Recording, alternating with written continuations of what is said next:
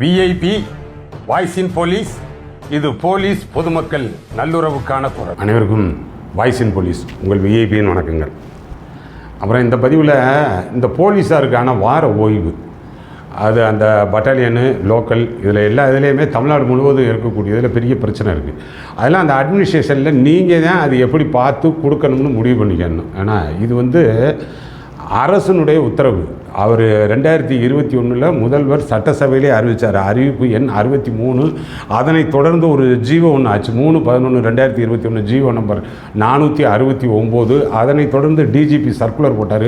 அப்படின்னால இதுக்கு ஒரு லீகல் வேல்யூ கிடச்சிருது. ஆனால் இது அந்த கன்சர்ன் இன்ஸ்பெக்டர் பார்த்து அந்த காவலர்களுக்கு கொடுக்கக்கூடிய சலுகை கிடையாது. அது அவர்களுடைய உரிமை, மேண்டேட்டரியான உரிமை ஆயிடுச்சு. இப்போ உரிமையை தடுத்தீங்கன்னா அஃபென்ஸு, யார் அந்த இன்ஸ்பெக்டருக்கான அஃபென்ஸு. இப்போ 341 பழைய ஐபிசி சொல்லுவோம்ல, இப்போ என்ன பிஎன்எஸில் 126. ஆனால் அதில் பார்த்தோம்னா இப்போ ஒரு குறிப்பிட்ட பாதையில் போகிறதுக்கு ஒருத்தருக்கு உரிமை இருக்குது. அதை நீங்கள் தடுத்தீங்கன்னா ராங்ஃபுல் ரெஸ்ட்ரெயின் தானே, அதை முறையற்ற சட்டமுரணாக தடுத்தல் தானே. அது மாதிரி தான் இது. அந்த வகையில் பார்த்தோம்னா தமிழ்நாடு முழுவதும் ஒரு சில இதுகளில் நல்லாவே அந்த ஆய்வாளர்கள் நல்லா புரிஞ்சுக்கிறாங்க, மென்னுட்ட இணக்கமாக இருந்துக்கிறாங்க, கரெக்டாக அந்த சார்ட் ரொட்டேஷன் படி போட்டு அனுப்பிச்சிடுறாங்க. அதாவது 5 நாள் அவர்களுக்கு வேலை நாள், 6வது நாள் ஈடிஆர், அதுவும் வேலை தான் பார்ப்பாங்க. ஈடிஆர் நாள், 7வது நாள் வார ஓய்வு, கரெக்டாக ரொட்டேஷன் படி போய்கிட்டு இருங்க அப்படின்னு சொல்லி அனுப்பிச்சிக்கிட்டு இருக்காங்கன்னு வைங்க. ஒரு சில இடங்களில் இந்த மெண்டல் பிடிச்சது மாதிரி அந்த இன்ஸ்பெக்டர்ஸு அவங்களுக்கு உண்மையிலேயே தெரியலையா, இல்லை இதனுடைய விஷயம் புரியலையா, இல்லைன்னா இவங்க பார்த்து சிஎல் கொடுக்கறது கூட உங்கள் டிஸ்கிரிப்ஷனாக எடுத்துக்கலாம்ப்பா. இது ஜீவோவே ஆயிடுச்சு. முதல்வர் அறிவிச்சது, முதல்வரை காட்டிலும் சூப்பர் பவர் முதல்வர் இருக்கீங்களா. அந்த ஒரு பையன்லாம் பாருங்கள், இந்த கோயம்புத்தூரில் என்னமோ அந்த ஒரு பேப்பர் செய்தி பார்த்தேன் அன்றைக்கி 28. அமித்ஷா கோவை வருகைக்காக பாதுகாப்பு பணியில் ஈடுபட்டிருந்த போலீஸ்காரர் ஒருவர் கழுத்தை அறுத்து கொண்டதால் பரபரப்பு ஏற்பட்டது. அந்த அவருடைய 7000 போலீஸ் பாதுகாப்புக்கு இருந்தாங்க. அந்த பையனுக்கு அதிகாரிகள் விடுப்பு தரலை. இதில் தாங்க விடுப்பு மீன்ஸ் என்ன, அந்த ஒன் டே ஆஃப் கொடுக்கல. இதில் தாங்க பெரும்பாலும் இதாகுதுங்க. கழுத்தை அறுத்துக்கிறேன், என்னமோ ஒன்று பண்ணிக்கிறேன். ஏன்னா அந்த பையன் ஒருவேளை செத்தியாக போயிடுறான்யா, என்ன சொல்லுவீங்க? அவனுக்கான குடும்ப தகராறுன்னுவீங்க, இல்லைன்னா கடன் தொல்லைன்னுவீங்க, இல்லை காதல் தோல்வின்னுவீங்க, இல்லைன்னா ஆன்லைன் ரம்மியில் காசை விட்டுட்டேன்னுவீங்க. இதுதானே சொல்லுவீங்க. விடுப்பு தரலை, அவனுக்கான ஆஃப் கேட்டேன் தரலை, அதையா சொல்ல போகிறீங்க? அதனால் உங்களை பொறுத்த வரைக்கும், டிபார்ட்மெண்ட்டை பொறுத்த வரைக்கும் போலீஸ் ஒருத்தன் செத்தேன் போனால் போயிட்டு போகிறேன் அப்படின்ற கணக்கில் இருப்பீங்க போல். ஆனால் அந்த ஐஜி வெல்ஃபேர், ஏடிஜிபி வெல்ஃபேர் அதெல்லாம் அவர்களுக்கு இது பற்றியெல்லாம் அக்கறை இல்லை போல். இப்போ வரைக்கும் அந்த போன பதிவில் கூட சொன்ன பாருங்கள், அந்த 5வது போலீஸுடைய ரெக்கமெண்டேஷன்ஸ் அதெல்லாம் வந்துருச்சு. அதுலேயும் இதெல்லாம் குறிப்பிட்றாங்க. ஆனால் அவர்களுக்கு கொடுக்கக்கூடிய உடல் நலம், மனநலம் இதெல்லாம் பற்றி குறிப்பிட்றாங்க. ஆனால் எத்தனை இது வந்தாலும் ஒரு சாதாரண எளிய விஷயங்க, லீவு கொடுக்குறது. வேறு என்ன போலீஸ் உங்கள்கிட்ட என்ன எதிர்பார்த்துருவான்னு நினைக்கிறீங்க? அதை லீவு கொடுக்குறது, பெர்மிஷன் கொடுக்குறது, அது போயிட்டு வான்னு. அதனால் இதில் வரக்கூடிய இந்த சிக்கலுக்கு தான் வீக்லி ஆஃபை கட்டாயமான அரசே ஜீவோ போட்டு ஆயிருக்கு. அதை கொடுக்கணுமா இல்லையா? இந்த நிலையில்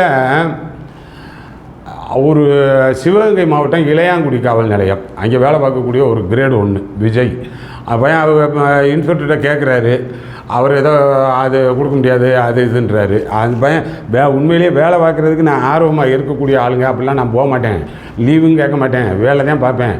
25 நாள் ஆச்சு, பெர்சனல் ஒர்க்குங்க, எனக்கு சில இது கட்டாயம் போக வேண்டியது இருக்குங்க அப்படின்னு. அந்தால ஏதோ மணிகண்டனா என்னமோ ஆய்வாளர் சொன்னார். ஆனால் அது என்ன லூஸ் மாதிரி தான் இருப்பாங்க போல். ஒரு குறைந்தபட்ச மனிதாபிமானம் வேணாமாயா? நீ உனக்கு உன்கிட்ட வேலை பார்க்குறவன் சபார்டினேட்டு நீ ரொம்ப கட்டி தழுவ வேணாம். ஒரு குறைந்தபட்ச இயல்பான மனிதாபிமானம் இருக்குமா இருக்காதா? ஆனால் அந்தளவுக்கு அவ்வளோ மோசமாக இப்படியா ஒரு போலீஸ் பாவம் கெஞ்ச விட்டு கதற விட்டு என்னையா நான் ஆளே இல்லைன்னா அந்த ஒட்டுமொத்த காவல் நிலையம் அழிஞ்சு போயிடுமா? அது நான் அந்த மாவட்டத்தில் வேலை பார்த்தேன். ரொம்ப உண்மையிலேயே சிவகங்கை மாவட்டம் மற்ற கம்பேர்ட் டு அதர் டிஸ்ட்ரிக்ட் ரொம்ப அமைதியாக இருக்கும். அந்த தேவர் குரு பூஜை, அந்த இமானுவேல் குரு பூஜை இந்த டயத்தில் மட்டும் கொஞ்சம் பரபரப்பாக இருக்குமே தவிர, அப்புறம் ஜென்ரலாக வருடம் முழுவதும் பார்த்தோம்னா ரொம்ப அமைதியான மாவட்டம் தான். பர்டிகுலராக இந்த இளையான்குடி காவல் நிலையம் இருக்குது பாருங்கள், அது கம்ஸ் அண்டர் சிவகங்கை சப்டிவிஷன். அந்த சப்டிவிஷன் டிஎஸ்பிலாம் பாருங்கள், யாரோ டைரக்டர் டிஎஸ்பினாங்க. இதெல்லாம் நீங்கள் மானிட்டர் பண்ணணுங்க. அந்த போலீஸ் பேசக்கூடிய அந்த ஒரு 2 நிமிஷம் ஆடியோ இருக்கும், அது அந்த ஆய்வாளருக்கு பேசுகிறாரு, அதை கொஞ்சம் கேளுங்க. சார் வணக்கம் சார், 1367 பேசுகிறேன். எனக்கு வாரத்தில் ஒரு நாள் லீவு அப்படின்னு சொல்லிட்டு கவர்மெண்ட் ஜீவோ இருக்குது. எனக்கு வாரத்தில் ஒரு நாள் எனக்கு வேணாம். ஏன்னா நான் வந்துட்டு வேலை பார்க்கணும், எனக்கு பிடிக்கும். மாசத்துல ஒரு நாள் தான் லீவு கேட்குறேன். அந்த மாசத்துல வந்த ஒரு நாள் லீவு என்னோட பர்சனல் விஷயத்துக்காக எனக்கு வேலை இருக்கு. நாளைக்கு வந்து நான் பேங்க் போகணும், அக்கௌண்ட் ஓப்பன் பண்ணணும், லோனுக்கு அப்ளை பண்ணணும், 10 லட்ச ரூபா லோனுக்கு அப்ளை பண்ணணும், சொசைட்டி பேங்க் போகணும், சொசைட்டி கூட்டுறவு சொசைட்டியில் நான் வந்துட்டு அக்கௌண்ட் ஓப்பன் பண்ணணும், அதுக்கப்புறம் சிவகங்கை போகணும், டிபிஐக்கு போகணும், நிறைய வேலை இருக்கு எனக்கு. அதனால தான் உங்கள்கிட்ட நான் லீவு கேட்டேன். பேசிக்கிட்டே இருக்கும்போது கட் பண்ணீங்கன்னா என்னங்க அர்த்தம்? ஆ ஐயா, இன்ஸ்பெக்டர் ஐயா, நீங்கள் வந்துட்டு ஓகே, உங்களோட சுச்சுவேஷன் ஓகே, நீங்கள் வந்துட்டு சட்ட ஒழுங்கு எல்லாமே பார்க்குறீங்க, நாங்கள் வந்து கஷ்டப்பட்டு நாங்கள் வேலை பார்க்குறோம், எல்லாமே ஓகே. ஆனால் யாருக்குமே லீவு கிடையாது, அது கிடையாது, எதுக்குங்க சொல்கிறீங்க? லீவு கொடுங்கய்யா. எதுவுமே என்ன வாரத்தில் ஒரு நாள் கூட கொடுக்க வேணாம், மாதத்தில் ஒரு நாள் கொடுங்க லீவு. ஜீவோ அடிப்படையில் வாரத்தில் ஒரு நாள் கொடுக்காதீங்க, மாதத்தில் ஒரு நாள் கொடுங்க எங்களுக்கு லீவு.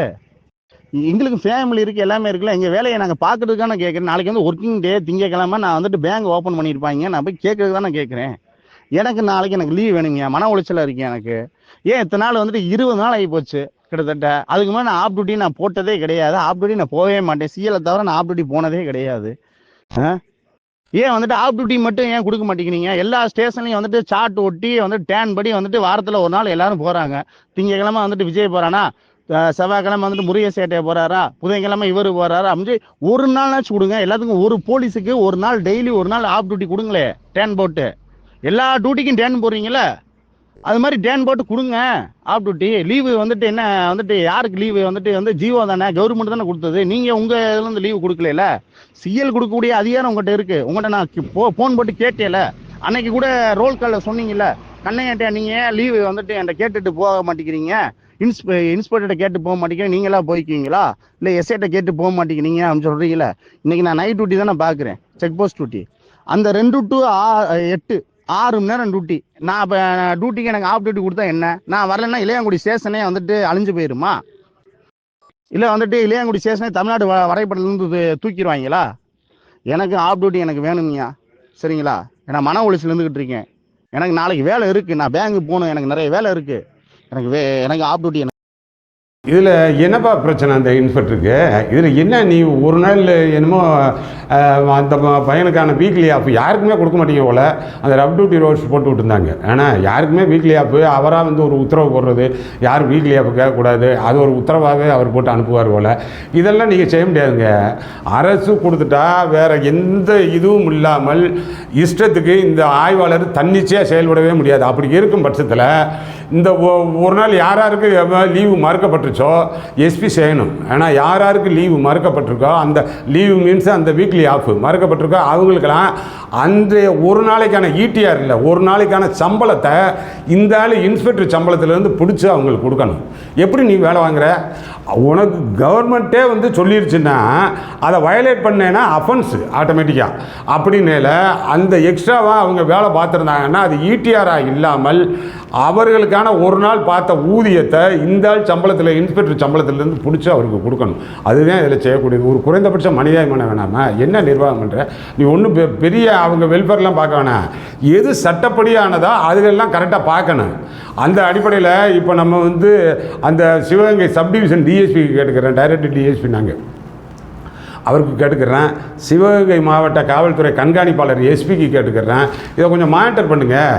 அது வந்து மென்னுக்கு வந்து ஒவ்வொரு மென்னுக்கு வந்து எஸ்பியாக வந்து நேரடியாக போய் வீக்லி ஆப் கேட்டுக்கிட்டு இருப்பாங்க. இப்படிலாம் வந்து மெசேஜ் இந்த மாதிரி வந்து வாய்ஸ் மெசேஜ் அதுவும் பேசிக்கிட்டு இருக்கையிலே கட் பண்ணுறாப்லையா? என்ன தெனாவட்டு? ஏன் அப்படி?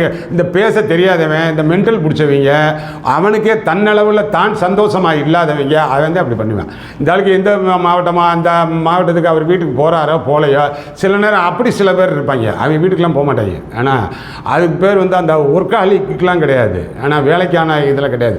வீட்டுக்கு போக முடியாது, வீட்டுக்கு போனால் அவங்களுக்கு டார்ச்சர் ஓவராக இருக்கும், வீட்டில் பொண்டாட்டி பிள்ளை புடுங்கல் ஓவராக இருக்கும், அதனால் போக மாட்டாங்க. நான்லாம் வீட்டுக்காக போகிறேன், இங்கேயே உட்காந்துருக்கேன்ல அப்படின்னு சொல்லி அதை ஒரு பெருமையாக பேசுவாங்க. நீ வீட்டுக்கு போக உடனே மனப்பாங்களாங்க. இப்படி ஆள் இருந்து வீட்டுக்கு போக முடியாமல் இருக்காம பார்த்தீங்களா? அவன் இருக்கிற ஆளை பூரா போட்டு டார்ச்சர் பண்ணுவேன். அவனுக்கு வீட்டில் போனாக்க தனக்குள்ளே சந்தோஷமாக இருந்தால் தனக்கு அடுத்தாலையும் சந்தோஷப்படுத்தி பார்க்க தோணுங்க. அது மாதிரி இப்படி மென்டல்களுக்கு முதல்ல உளவியல் பயிற்சி கொடுங்க. உனக்கு என்னப்பா பிரச்சனை, அரசு சொல்லியிருக்கிறத கரெக்டாக கொடுக்கணும். ஒன்றுமே இல்லாத காவல் நிலையங்க. ஒரு 40 பேர் இந்த ரப் டியூட்டி ரோஸ்டரில் அந்த லெஃப்ட் காலம் எவ்வளோ பேர் பிளைனாக இருக்குது பாருங்க. இன்றைக்கி கேட்குறாரு, நேற்று போட்ட வாய்ஸ் மெசேஜ் நைட்டு போட்டிருந்தாரு 2ஆம் தேதி. இன்றைக்கி 3ஆம் தேதிக்கு எனக்கு திங்கக்கிழமையா இந்த செவ்வாய்க்கிழமையா நம்ம போகணும்னு சொல்லி அவர் கேட்குறாரு. அந்த வேலையை போய் பார்க்கணும்னு சொல்லி அந்தந்த ஆட்களுக்கு ஏதோ குறைந்தபட்ச வேலை இருக்காதா? அதனால் இது கொஞ்சம் கடுமையாக சொல்லணும் போல் இருந்துச்சு. அவருடைய பதிவும் போட்டிருக்கேன். ஏன்னா பதிவு போட்டோடனே அந்த போலீஸை ஓவர் ஏற்றி நீ எதுக்கே அந்த வாய்ஸின் போலீஸுக்கெல்லாம் அனுப்பிச்சி விட்டா அப்படின்னு சொல்லி, வாய்ஸின் போலீஸுக்கு அனுப்புறது யாரையும் நம்ம குற்றம் சாட்டுறதுக்கோ குறை சொல்கிறதுக்கோ இதெல்லாம் கிடையாது. சில விஷயங்கள் உயர் அதிகாரிகளுடைய கவனத்துக்கு வராமல் இருக்கும். நம்ம சேனல் மூலமாக அவர்களுடைய கவனத்துக்கு கொண்டு போகிறோம். நல்ல விஷயங்கள் வரும்பொழுது மனப்பூர்வமாக அதனை பாராட்டுறோம். அது மற்ற ஏனைய எல்லோருக்கும் பாடமாக இருக்கட்டும் அப்படின்றத அதை வெளிப்படுத்துகிறோம். நீங்கள் எப்படி சொல்ல முடியும்? அதனால் இது ஒரு சேனலாக வச்சு போலீஸுக்கு எல்லாத்துக்கும் சொல்கிறேன். அதனால் அந்த போலீஸை பிடிச்சிக்கிட்டு நீ எது ஒன்றுனாலும் ஏன்ட்டே பேசியிருக்க வேண்டியதானே அப்படின்னு இப்போ கூப்பிட்டு என்ன சொல்லுவீங்க, ஒரு 3 நாள் சிஎல் கொடுக்குறேன் போயிட்டு வாயா ஃப்ரீயா ஏரியா அப்படின்ற மாதிரி சொல்லுவீங்க. ஆனால் அதெல்லாம் ஓகே, 3 நாள் கொடுங்க 5 நாள் கொடுங்க என்னமோ பண்ணிக்கோங்க. இது அடுத்த ஆட்களுக்கு வராத அளவுக்கு அந்த இன்ஸ்பெக்டர் அது மாதிரி இருக்கக்கூடிய நாட் ஒன்லி இளையான்குடி அது மாதிரி இருக்கக்கூடிய அதர் இன்ஸ்பெக்டர் டிஸ்ட்ரிக்டில் இருக்கக்கூடியது ஸ்டேட்டில் இருக்கக்கூடியது அவர்களுக்கு அதை பார்த்து கொடுங்க. இன் கேஸ் ஆஃப் எமர்ஜென்சி ஏதோ ஒன்று இருக்கும் பார்த்தீங்களா, அந்த நேரத்தில் கொடுக்கலாம். கொஞ்சம் இருந்தோம்னாலும் கேட்டுக்கிடுவாங்க அந்த எமர்ஜென்சியை பொறுத்து. மற்றது இந்த ரப் டியூட்டி ரோஸ் லெஃப்ட் காலத்தில் ஃபுல்லாக டியூட்டி போடாமல் பிளைனாக தான் வச்சுருக்கேன். இதில் கொடுக்குறதுக்கு என்ன இருக்குது அப்படின்னால இந்த ஆளுக்கு ஏதோ மனநோய் இருக்குது. ஆனால் அதனால் அதை சரிப்படுத்துங்க. இந்த ஆளுக்கான இன்ஸ்ட்ரக்ட் பண்ணுங்கள். அதனால் அதுதான் இதில் பகிர்ந்துக்கிட்டு நான் போல இருந்துச்சு. நம்ம இது மாதிரியான விஷயங்கள் இருந்துச்சுன்னா சொல்லுங்கப்பா, வேறு என்ன செய்கிறது? நீங்கள் நேரடியாகவும் சொல்ல முடியாது. ஆனால் நம்ம சேனலில் சொல்லி உயர் அதிகாரிகளினுடைய கவனத்துக்கு கொண்டு போவோம். அதனால் அடுத்தடுத்த நல்ல பதிவுகளில் பார்ப்போம். நம்ம சேனல் இன்னும் சப்ஸ்கிரைப் பண்ணலைன்னா சப்ஸ்கிரைப் பண்ணிக்கோங்க. வணக்கம்.